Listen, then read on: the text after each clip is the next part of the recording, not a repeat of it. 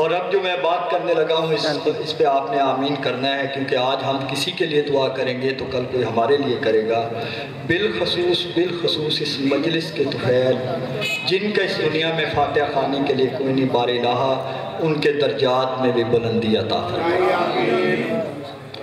मेरी पहली और आखिरी दुआ, बार इलाहा हमारे अब्बार में आका इमाम ज़माना सुल्तान आदल के ज़हूर में ताजील फरमा। इन तमाम दुआओं की कबूलियत के लिए बावाज़ बुलंद सलावत पढ़िए।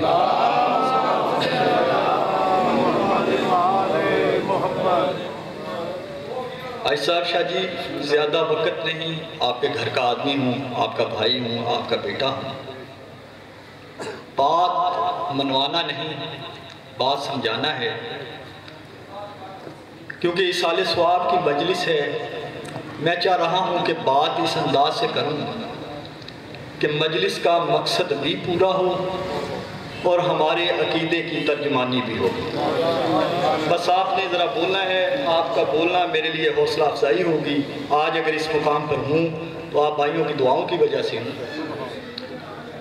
शाह साहब, हम कोई भी काम शुरू करते हैं, मलिक साहब कोई भी काम शुरू करते हैं, अल्लाह और उसके रसूल का फरमान है कि बिस्मिल्लाह पढ़ा करो।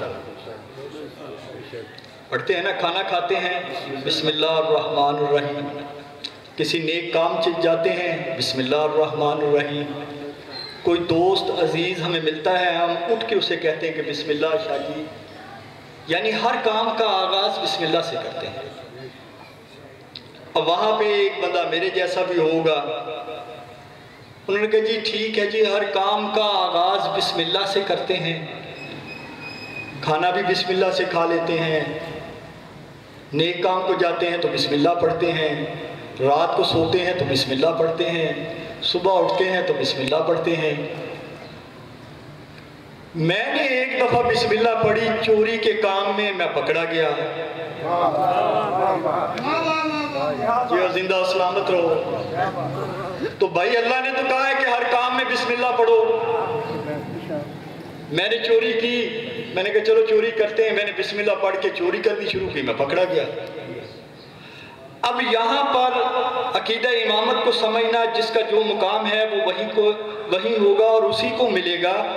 तो भाई साहिब इल्म बैठे थे, उन्होंने कहा भाई बात बिस्मिल्लाह की नहीं, कसूर बिस्मिल्लाह का नहीं, कसूर तेरी सोच का है, क्योंकि तूने गलत जगह पर बिस्मिल्लाह पढ़ी। गलत जगह पर बिस्मिल्लाह पढ़ी, क्योंकि अल्लाह बड़ा आदिल है, अल्लाह बड़ा निज़ाम चलाने वाला है। अब हम पे गिला ना करो कि उसने किसको इमाम बनाया। हमारा अकीदा इमामत पर है ना। हमारा कोई मरता है, कब्र में उतारते हैं, शाने हिलाकर तलकीन पढ़ते, क्या कहते हैं? सुन और समझ। शाजी पुराने हैं ना, वो आमिन के बच्चे हैं, इन्होंने मेरी बात की तायीद की है। कांधे हिला के कहते हैं, पहले रूह निकलती है, सांस खत्म होता है, फिर आंखों की बनाई चली जाती है, समात नहीं जाती, समात नहीं जाती। मैं बड़ा अपने अंदाज में पढ़ने का आदी हूँ, बात समझाना चाहता हूँ। इमामत को ज़हन में रखिएगा, समात नहीं जाती, चाहे 24 घंटे मैयत पड़ी रहे, जब कब्र में उतारते हैं उस वक्त भी उसकी समात होती। क्या कहते हैं? दाएं शाने पे दायां हाथ, बाएं कांधे पे बायां हाथ रख के हिला के क्या कहते हैं कि सुन और समझ। जिसको तो समझ नहीं थी उसकी अपनी मर्जी, जिसे पता था वो समझ जाता है कि मेरा पहला इमाम अली है, दूसरा हसन है, तीसरा हुसैन है। यानी इसका मतलब ये हुआ कि तलकीन का पढ़ना इस बात की दलील है कि हमें बचाने वाला, मट्टी से बचाने वाला अबू तुराब आने वाला है।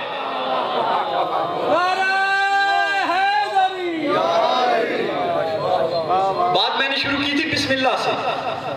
आओ सरकार के दौर में चलते हैं 1400 साल पहले। साहब मरे हुए को तो सब कुछ पढ़ा रहे हैं, जिंदा पढ़ने नहीं देते। ये उनका नसीब है जी, ये उनका नसीब है। और ये बात भी हक है कि जिसने अपने वक़्त के इमाम की विलायत का इकरार नहीं किया, हमारे इमाम का आइम तहरीन का मासूम का फरमान है कि वो चलता फिरता मुर्दा है। और अगर बात की है, और बात बहुत लंबी है, मैं तो इनका बेटा हूँ, और ऐसे शख्स से अगर आप सलाम ले लेंगे तो आप पर गुस्ले मसे मैयत वाजिब हो जाएगा।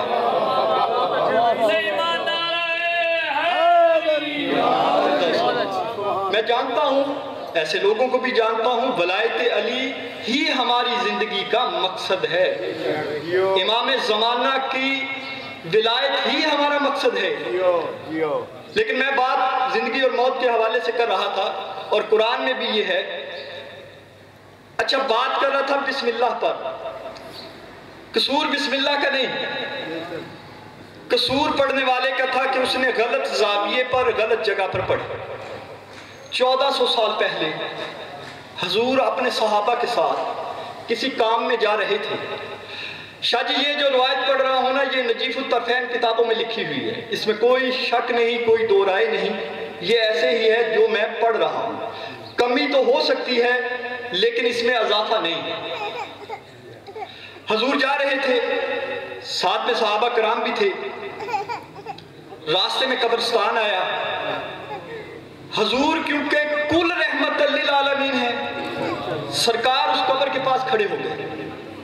अपने सहाबियों से कहते हैं कि जल्दी जल्दी इस कब्र के पास से गुजर जाओ। सब गुजर गए, अपने काम को चले गए। काम से जब वापस आए फिर रुक गए। अब कहा कि यहां पर रुक कर दुआ करो। अब दुआ का मफहूम भी समझ आ जाएगा ना, जो लोग दुआ के मुनकर हैं। भाईजान, अपनी तारीखों को पढ़ के देखो, सरकार ने खुद दुआ करवाई है। कुल रहमत लिल आलमीन कह रहे हैं कि दुआ करो। दुआ की। एक सहाबी ने अर्ज की, या रसूलल्लाह, आप भी वही हैं, हम भी वही हैं, जगह भी वही है, कब्र भी वही है, इसी रास्ते से गुजर के गए, ये रास्ता भी वही है। या रसूलल्लाह, हमें बात समझ नहीं आई। पहले आप इस जगह पर रुक गए और हमें गुजार दिया, अब आप इस जगह पर रुक गए, हमें भी रोक लिया। इसकी क्या वजह है, क्या राज था? सरकार ने फरमाया कि जब हम गुजर रहे थे तो साहिबे कब्र पर अजाब हो रहा था, और अजाब की शिद्दत इतनी थी कि तुम्हें अपनी लपेट में ना ले ले, इसलिए यहां मैं रुक गया और तुम यहां से गुजर गए। अब जब वापस आए हैं, अजाब खत्म हो गया।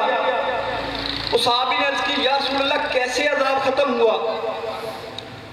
कहा, जब ये मरा था ना तो इसकी ज़ौजा के पास एक छोटा बच्चा था। उसने बोलना शुरू किया। इसकी ज़ौजा ने उसे मदरसे में या साहिब इल्म के पास भेजा। उसने इसे बिस्मिल्लाह पढ़ना सिखाया। बस इसके बेटे ने बिस्मिल्लाह रहमान रहीम पढ़ा। अल्लाह ने कहा, मुझे हया आती है, मुझे हया आती है कि इसका बेटा मेरा नाम ले और मैं इस पर अजाब करूं। अल्लाह ने बिस्मिल्लाह के सदके में, बिस्मिल्लाह के सदके में अजाब को खत्म कर दिया। आना नुक्ततु तहतुल बा, बिस्मिल्लाह की बे का नुक्ता मैं अली हूं। अभी भी समझ नहीं आई। अगर कब्र के अजाब से बचना चाहते हो तो बे के नुक्ते को समझो।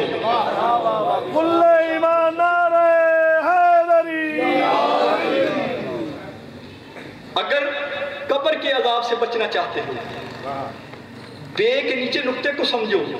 और वो नुक्ता कौन है? हमारा मौला अली। अली कौन है? कुल्ले ईमान। अली कौन है? कुल्ले कुरान। आखिरी जुमला आपकी खिदमत में हदिया करके इजाजत चाहता हूं कि जो बंदा भी, आप में कोई बंदा ऐसा नहीं है, मैं आपके सामने सवाल छोड़ के जा रहा हूं, माशरे में बैठकर, सिविल सोसाइटी में बैठकर, परा पंचायत में बैठकर, गली कूचे में बैठकर आप सवाल कर सकते हैं कि भाईजान, जिसका बेटा कुल्ले ईमान हो और तुम्हारी किताबों में लिखा है कि अगर किसी का बेटा बिस्मिल्लाह पढ़े तो बख्शा जा सकता है। जिसका बेटा कुल्ले ईमान हो, उसके बाप के बारे में क्या ख्याल है? वमा अलैना इल्लल बलागुल मुबीन। सल्लल्लाहु अलैहि वसल्लम।